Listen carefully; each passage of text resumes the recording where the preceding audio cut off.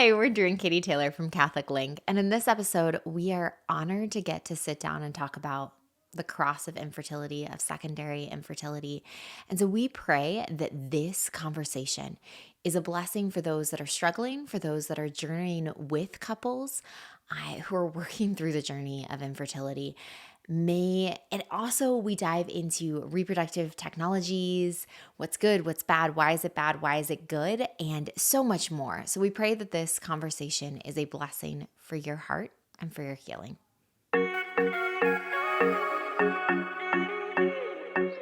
Marie, welcome to the Catholic Link Show. Thank you so much. I'm so pleased to be here with you today. Guys, we are really excited about this interview on a really special and can be a really difficult topic of infertility. But Dr. Marie Meaney is the author of When Expecting Doesn't Happen, Turning Infertility into a Journey of Hope.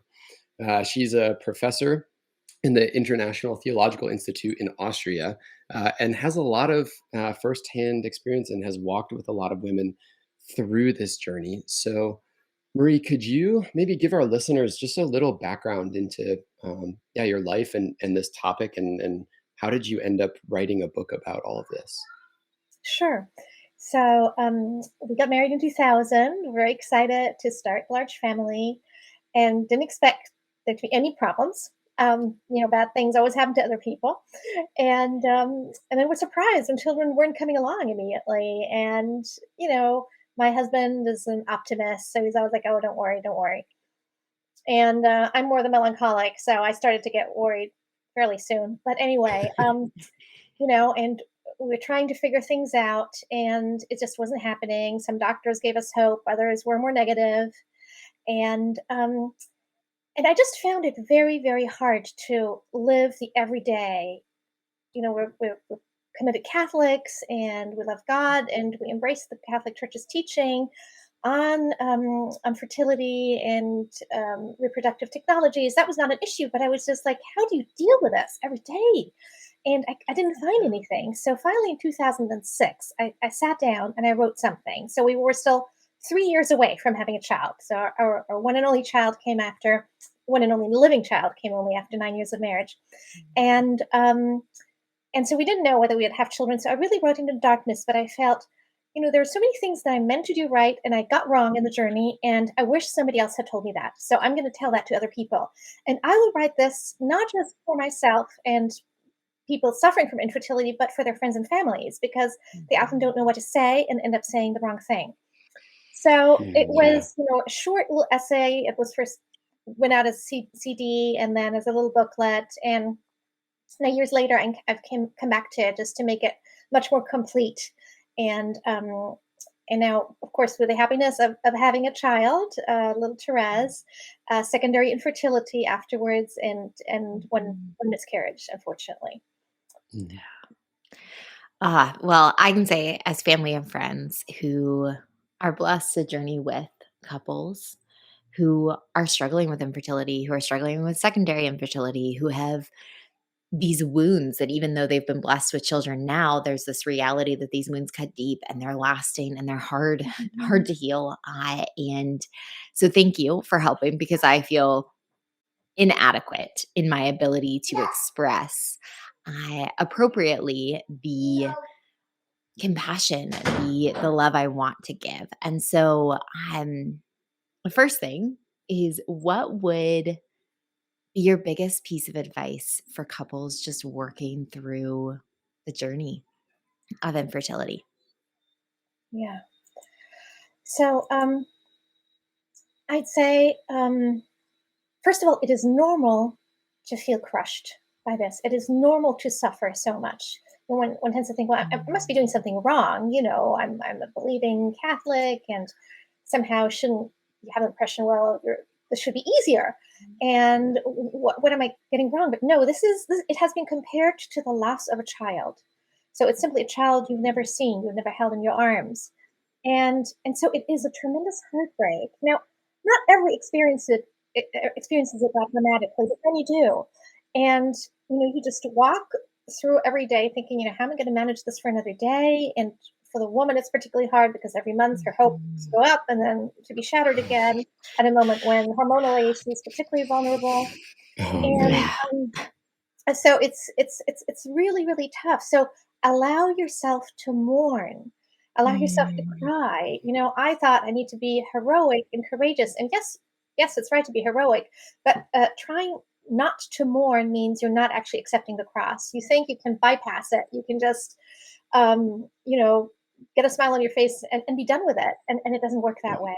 So give yourself Mm. space to mourn, and make that clear to others, and try to grow together with your spouse, because growing together is not automatic. Pain can also make you drift apart, especially since the sexes have such Mhm. different ways of dealing with things, and that can be a lot of miscommunication. So and then I'd say get help if it gets too hard. Don't go to a good priest, go to a Catholic therapist. Don't let Mm. this turn into depression. And I'll also say, seek medical aid. Sometimes we tend to think, well, God will take care of it. Well, God has given us good doctors. He Yeah. wants us Yeah. to use them. He's given us medicine. And when we have an appendicitis, we don't say, well, God will take care of it. No, that would be a sin against our body, and we would be putting ourselves at risk. Infertility is an Mhm. Yeah. illness, and you should try to get to the bottom Mhm. of it as far as that's possible. And Mhm. doesn't mean that you need to do it all the time. You can take breaks in between, or you might reach the point where you say, I'm done. I've tried a lot and I can't do this any further. And that's fine too. But Mhm. Mhm. yeah, so I basically say walk every day with God in this, Mhm. knowing that this is hard, and knowing that you don't have to accept now all the pain from the future years. Because the terrible thing is that you see in front of you these years of infertility. You're like, I'll never have children. I'll never have grandchildren. How is my life going to turn Mhm. out? And nothing you have is kind of fills that gap, because you're in a vocation that's made to have children. I mean, this is normal that you feel that way. You're supposed Yeah. to bring forth, you engender children to co-create with God, and it's Mhm. deeply frustrating not to be able to do that. So, what I found very helpful was to say, I cannot accept it for the next year. I can't accept it for the next day, but I can accept it for now, just for this second. For this second, I Mm. can accept this Mhm. infertility. And I don't know what's going to be in a day. I don't know what's going to be in a year. I might be pregnant by that point. The problem might have been resolved, or I might be in a different spot and may be able to deal with this completely differently. Mhm. Ah, yes.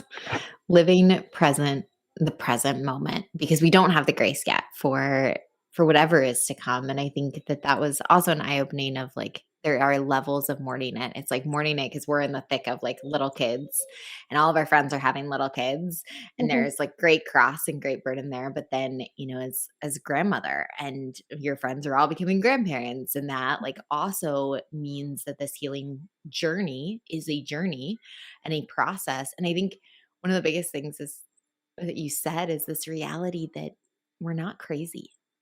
mhm, And so when somebody is going through this mourning process, whatever we're mourning, but especially in infertility, you're not crazy and you're not alone, and that there is a good to boundaries. And I really just appreciated you pulling that out in the book of like where you may need to say no to some events. You may need to protect your heart with certain people, but then be open with others. And this just reality of how do we live that out? Because we're such a culture of put a smile on. If I'm truly faithful, I'll be smiling.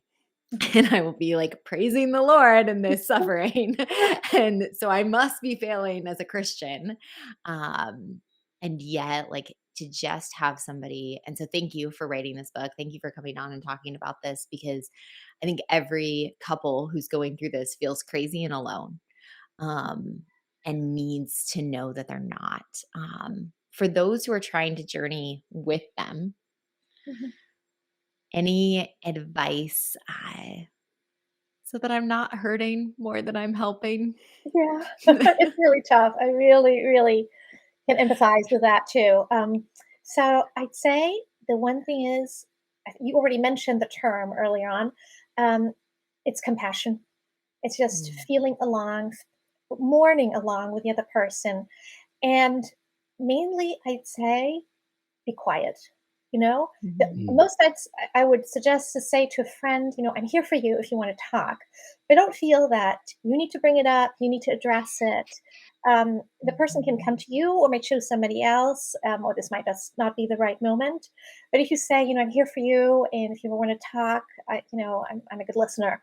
Um, and then once the other person does open up is not to feel that you have to fix the problem because generally you can't.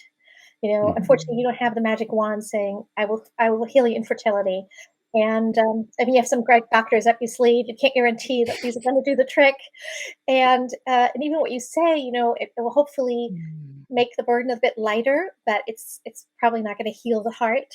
So just to be aware of that, and the fact that you are simply willing to listen and to Mhm. empathize is huge. And especially when this kind of thing lasts for years and years, because people get tired of it around it. It's like, Yeah. get impatient. It's like, shouldn't such and such have gotten over this by this point? Is this in the lack of virtue? Whatever. This is all judgment and is wrong. But I think we all tend to do that at some point, um, and uh, and still be there and not judge. What do Mhm. the friends of Job do? They're like, you must have done something wrong. Otherwise God Yeah. wouldn't punish you Mhm. that way. And God does not think so at all. So we Yeah. don't understand often why this is happening, but I'm there with Mhm. you as you're hanging on the cross. So I can be the Mother of God and St. John standing under your cross. I can be your Simoness Cernini helping you Mhm. carry that cross. And Mhm. it's absolutely tremendous. And Mhm. it's really something that we need to learn more and more as our hearts become more and more tender, and that we learn through Mhm. prayer more and more to get that patience and to abstain from judging others. Um, but when I came across people who were really compassionate, it made a huge difference. And I'm just thinking of the time when I had a miscarriage after Mhm. 1.5 years after Teresa's birth, and we were in Italy at the time, and I went to a hospital, and it was just awful. And they were all very professional, and of course they were good at what they were doing. And there were two people there who were wonderful, and I'm sure Mhm. they were practicing Christians the way they were behaving, and it made a huge difference. The day and night afterwards. So you don't know how what an impact you can have just by being loving. And if you say the wrong thing, then if you notice it, then apologize. There's nothing more you can do. I mean, you can't read the mind of the other. You don't know all the things that are there. You Yeah. know, both have to grow in this, both the infertile couple and their friends. So Mhm. Mhm. Yeah, I think one thing that I enjoyed reading about the book was just kind of this, opening or awareness, or maybe just a vocabulary to be able to use to talk about it. Because, like Katie was saying, we have walked with couples with infertility or miscarriage, or right there, and there's a lot of these topics that I mean, like I didn't get trained in school growing up how to, sure. talk to a friend about this stuff, and I was just curious if you had any thoughts on is that a cultural thing where we just don't bring up or talk about this stuff, and so we're not good at it, or is this like it's just a hard thing to talk about, no matter, even if it is something that is kind of woven into your culture? Is it because of abortion, or some of like just the way that we are grown up? So yeah, I was just Mhm, curious mhm, on your thoughts on the culture and mhm. just kind of having or working through infertility. Yeah. So let me start with a positive point. My impression is that awareness has grown. So Mm. between when I started and I felt I wasn't finding any help anywhere, books coming out, people talking about it, self help groups on Facebook. I mean, it's huge, and just awareness with priests too of the Mhm. tremendous pain that these couples are going through. So that to me was just very very comforting to see that. Mhm. And why is it the case that so far? I mean, I think people didn't talk about these things in the past. Miscarriages in the family. I don't know whether my grandparents had miscarriages because we just didn't talk about it. But their Mhm. children wouldn't have known, except if they're grown enough to notice it. So it was just the kind of thing you don't Mhm. talk about it. And I think you're right, Drew, too, in saying about the whole abortion issue. We live in this world where we think we can either get rid of children we don't want, or have children when we want, exactly when we want them. Yeah. And so suddenly this not happening is very uncomfortable. and is bringing a truth to light that children are gifts and they're not commodities. It's not just up to decide when we want Yeah. them, when we don't Yeah. want them. And I think therefore it's been kind of shut up similarly to the pain about Mhm. abortion or the pain about miscarriage. But as I just said, I think there is a greater awareness of people now, Mhm. among people now. Yeah, I think that that's such a good point of our like instant gratification. Like we expect everything to go our way. And if it doesn't go our way, then we'll like quickly change that. And we have like a solution for all of these problems. Mhm, And how quick we are to, and there's good science and good medicine, and then there's not so good science and not so good medicine, which maybe we'll dive into next. But just mhm, this reality that I'm in control.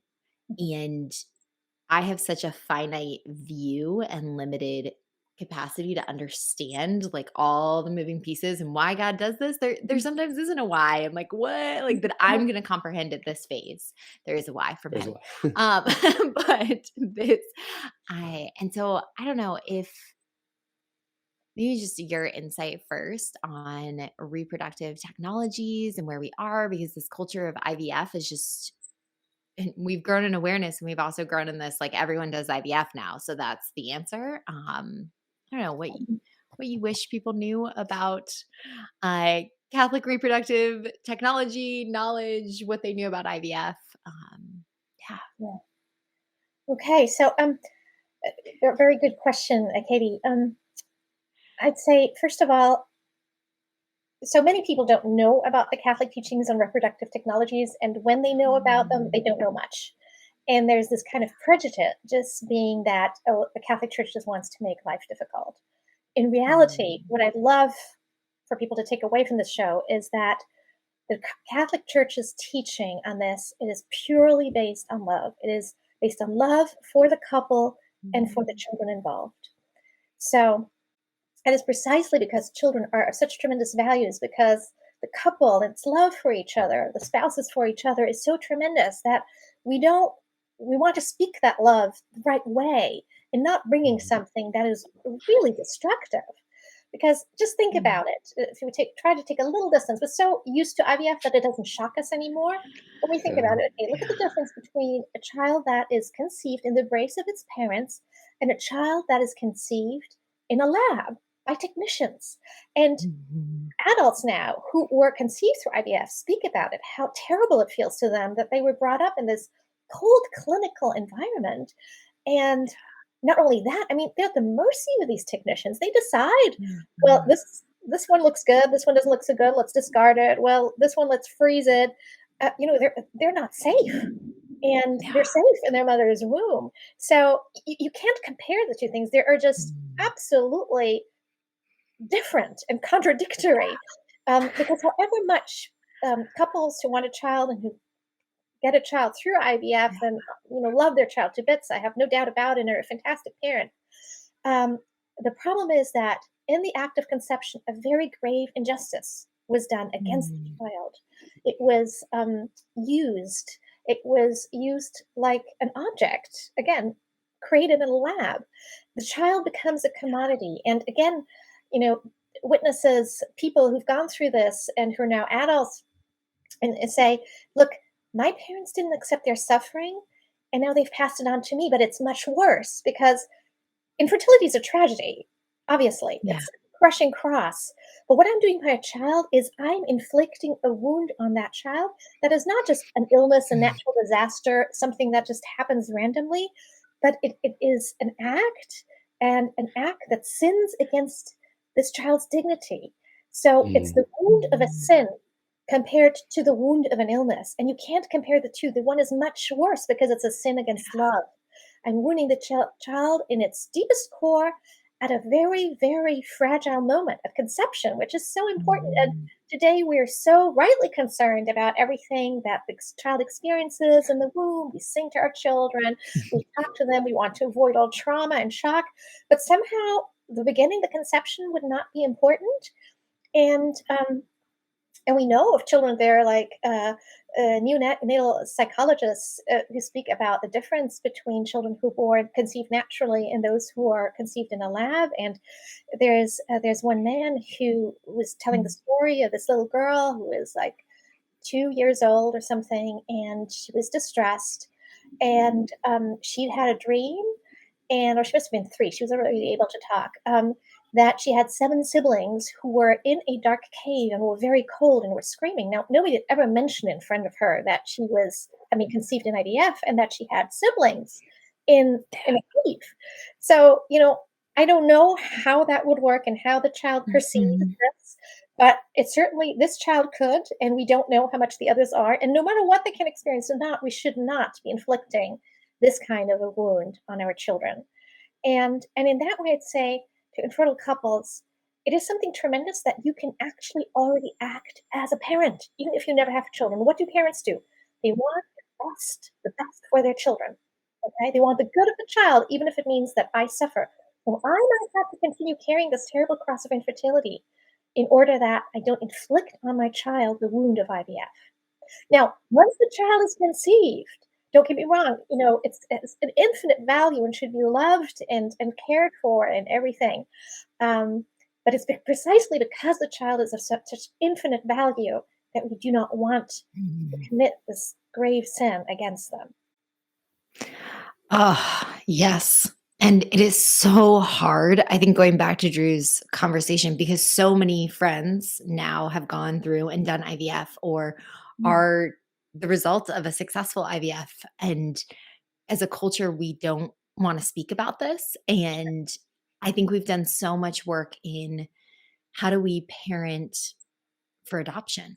How do we work through those wounds? But we aren't willing to admit that there were wounds conceived through IVF or through donors or through surrogate mothers or through, like, there are wounds and there are some weird ramifications that mhm, just exist as a result. And so, just reading your book on the statistics of like being afraid of falling in love with somebody who's related to me when I'm a donor child, like some mhm, of the psychological things, but because we don't want to talk about this because it is uncomfortable and there is a mm. certain amount of we don't want people to feel bad, it Of course. becomes hard to say like, Mhm, no, like there's some psychological results to the choice that you made mhm, when mhm, mhm, you chose to conceive in a lab, and now we have to work through our parenting in that and to give resources to it. I think also shocking in your book was, and I wish that I had the numbers in front of me, but the reality that any other medical experiment that had this many deaths caused by it would have been tossed out. Like, morally, we would have said, if we killed this many people in the experimental process or in the saving process, that we would have said no. And I think morally we've gone like, oh, well, under 5 days, like they don't really count, and that's like reality that no, like we are killing lives in order to get a life. Well, where does, ooh, mm, oh, and having had friends that are like, I had twins and now I have 6 more frozen and they're deemed medical trash, or I implant, like, what do I do at this point? And I look at my 2 twins and I know that those are babies, and I don't know how I'm gonna reconcile that. And this, like, wound that they now have to work through one way or another, I just, oh, to carry that. And so to acknowledge like this comes with wounds, even if it mhm, feels like it's solving mhm, mhm, mhm. what's causing us pain. Yeah. I'd love for you to dive into alternatives, Mm. Mhm. because I am still shocked that people don't know that IVF is actually not the like highest success rate of options out there for them. Yes, absolutely. That's one of the big lies, isn't it, that are told. You have an impression, well, you go through the procedure and you will have a child in arms, and ultimately you have about one third of a chance, like 30 something percent, of having one after a Mhm. number of cycles. And it's, couples who've been through this say themselves how grueling it is. I mean, just the hormones that the woman has to take, and for the way the sperms is taken. I mean, for the husbands too. It's just unspeakable. It's just awful.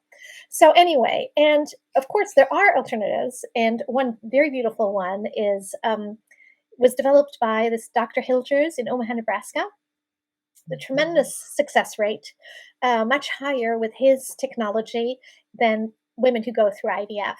So, for example, he's like got 56.7% of women suffering from endometriosis achieve pregnancy, in contrast to whatever 21% with IVF. Yeah. And he's sort of a two-tier system. The one is a very developed fertility care system where couples know really exactly, even in greater detail and precision than with billings, when they are fertile, and that often kind of resolve the issue. And within a few months, 20 to 40 percent of couples conceive within the first 6 months of using that. And then Dr. Hilda has realized that often women suffer without knowing it from endometriosis, and even a little bit of endometriosis can already affect their health and fertility. And then he's Mm. developed some surgery, very advanced surgery that takes care of the problem. And so many couples in the end are in a happy situation now that they're healed of their condition and can have children, Mhm. because IVF, of course, it doesn't heal you. It bypasses you in order to produce a child for you. But what you really Yeah. want is medicine to heal the couple so that they can have their Mhm. children naturally. And that is real healing. IVF is not healing. IVF is just technology. Mm. Yeah, I that's such a good point as we are in a Band-Aid culture with medicine. I think that it's just like, "Oh, let's cover up that issue," rather than, like, dig deep into how do we achieve true healing. And I just the gift of NAPRO, the gift of the Creighton method, the gift of being able to better understand our bodies, is such an important aspect. But for many, this may not be the happy ending.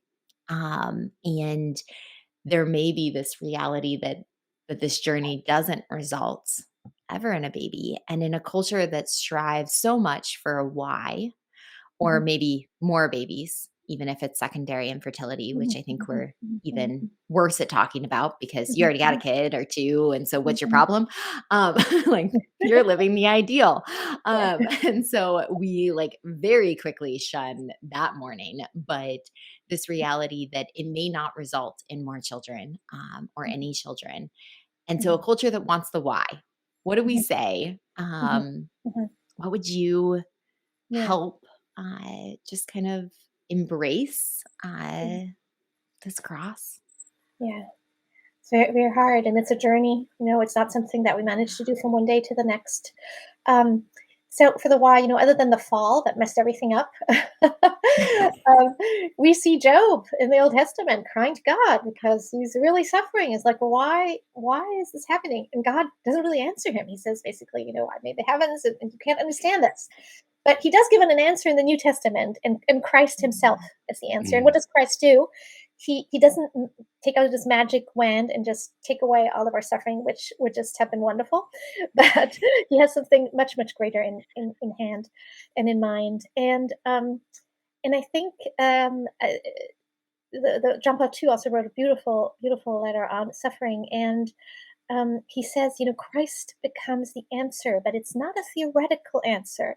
And Mm. it's an answer that you get in your heart. So if you think that you can sort of get in 2 sentences an answer, why am I going through this? That's not going to happen. But you get an answer on a different level. And your suffering, this cross becomes your vocation. Now, this is the one thing you do not want.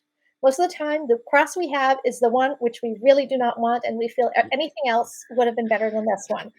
And this Yeah. is the one somehow we have to learn to accept. But it's in small steps. So, in my book, I Mhm. mentioned the example of Chiara Corbella, this wonderful Italian woman who died at the age of, I think, Mhm. 27 or 29, and who lost 2 children just after birth. And then once she had a third child who was healthy, then she died from cancer within the year. And Mm. and what they did is they said just little steps. Every day we make little steps, and then they were surprised. In their suffering, they thought it would be horrific, and of course, it was horrific. But at the same time, they had this joy. So when they had held their children, their Mhm. first 2 in their arms, and then the child died within a few hours, but they had baptized and they loved that child, and they left, both brokenhearted and filled with joy. Mm. And as she was dying, her husband said, is Christ right? I mean, is this cross light? Because it didn't feel light. And she says, yeah, no, the cross is sweet. It is dolce. So I think what we Mm. need to do is we need to open our deepest wounds to Christ. That's what Mother Teresa meant when she spoke about our inner Calcuttas. We always Mhm. think, Mhm. oh, kind of poor people on the street that we need to take care of. And yes, we should do that too. But what Christ is yearning for are these parts in us that are so painful and so dark that we don't want to Mhm. let anybody in, neither ourselves nor him. And he's the only one able to heal those. And when we do, then we are starting this journey of healing. And he will do it in Mhm. his own time. So, some will feel joy earlier, like Chiara Covell, others go too long through longer nights. We just don't know how it works out. But you do reach the point in this journey where you're not all the time banging your head against the wall and asking yourself why, because in your heart you've received a response. Ah. Yeah, I think that's really beautiful, and that's tough. Uh, I'm not a super big guy on emotions, although I am working on that currently. But the Mhm, idea that you can have this mourning and this joy, and right, and mhm, they can coexist together, and God is calling you on this journey of healing. mhm. Marie, do you have any other thoughts on the book before we jump into the lightning round, or anything that you would want our listeners to know? Well, I just think often at the end of life, I think we see things differently, or when we lose somebody close to us who dies. Like my father just died, a very biblical age, but still, he died. And I was thinking about the tragedies in his life and how different they look now, because somehow they were part of this web that God created with him, this beautiful fabric of which we only see the back at the moment and the bits and pieces, and then in the other life we will see the beautiful picture that unfolds, and sometimes we get a glimpse of that and think when a person dies, that's one moment. And we will see these things very differently in eternity. And Christ's wounds are glorious. These our wounds will also be glorious. Now, of Mhm. course, we still have to live through the everyday, and that's hard, and there's no way around it that it is hard. But, keep up your hope, because there is there is hope, there is healing, Mhm. and there is joy at the end of the journey. Ah, thank you. Thank you for saying that. I'm gonna ask one more question Do it. because, as Drew alluded to, he is working on his emotional awareness for couples, working through this. Advice for how couples can support each other. We touched a little bit on genders process this differently, but also Mhm. how they can come together Yeah, to maybe live out a mission that wasn't what they thought it would be. yeah, Any yeah. any ideas there? So, how to help each other? I think on the one is to accept each other's brokenness, because it's then in these moments of crisis that the other's wounds really come out. And we tend to go to the other because we want healing. We need the other. We need the other to heal us through his love. And then we become a little bit selfish, and to realize, no, we are both really, really raw in this. And we have to overstretch us. We have to love until it hurts, as Mother Teresa said. And this is the moment. And um, accept the other with his brokenness and her brokenness, and with different way of processing that, of communicating about it, and trying to communicate in a way that the other finds helpful. So, even though it means jumping over one's shadow, and make yourself vulnerable to say something. I would need now. I would need you to listen to me, and I'm going to cry now, but I need you just to let me cry. And or the husband saying, I can't talk about this now. Like, okay, I accept that you need not to talk about this. um, Mhm. but yes, then you have to find your path in life. So what do you do? Are there other things that you feel called to that you can do in the meantime, or that become the main mission of your life if no children come up? And that's just with the help of the Holy Spirit, and going on the journey, and perhaps finding a good place that will work out. But we're all to be mothers and fathers. I think John Paul II said so well that we're all built, made to give ourselves. Religious life, becoming priests, others through marriage, and others through being single. So in marriage, it's frustrating because you're meant to have children, it doesn't happen, but you're still supposed to be a father and a mother. And you can't spell that out for somebody else what that exactly is going to mean. Might mean taking care of children, adopting, or that might be not your vocation at all, and your job or your vocation may not include children. But it always includes gifts of self, and by giving yourself, you're becoming a mother, and you're becoming a. Mhm. Oh, what a truth. What a truth that regardless, you are a mother and you are a father Mm. through that gift. And so we will dive now into the lightning round. First question, Marie, is your favorite saint? Difficult. To Mother Teresa and Therese of Lisieux. Oh, good. Mm. They feed off of each other. I Yeah. mean, I feel like Mother Teresa took so much from Therese that it Mm. yes. What is your favorite devotion? I love the Novena of Serinda by Delindo, the spiritual director of Padre Pio. And it works miracles in one's heart. And I really, really would recommend it for couples undergoing this trial Mm. because you're Ah, just able to let go slowly and surely. definitely a good resource for couples. Oh, Mm. yes. And your favorite devotion? Oh, no, we just did that. Favorite book? But I love Jacques Philippe's Searching for and Maintaining Peace. Mm. I also love Joseph Langford's Mother Teresa's Sacred Fire, out of which I Ooh, quoted just now with her mhm. idea of the inner Calcuttas. So I find that very, very Beautiful. helpful how Christ is thirsting for us and for our brokenness. And all he wants is to let him in. And then he can be the divine doctor that he is. Beautiful. All right. And lastly, where can people go to find out more about the book and what you have going on? So I'm an academic by training, so I've got an academic page, academia.edu. I have various books on Amazon with my another name than in the middle, which I put in when I write academic things. I'm not very good at LinkedIn, though I have a website. So Perfect. We will put some of those links down below in the description for our viewers and listeners. And we just want to thank you for yeah. this gift to couples, to the church, to friends, to family, and for all of our viewers. Thank you. Until next time, and God bless. We're praying for you.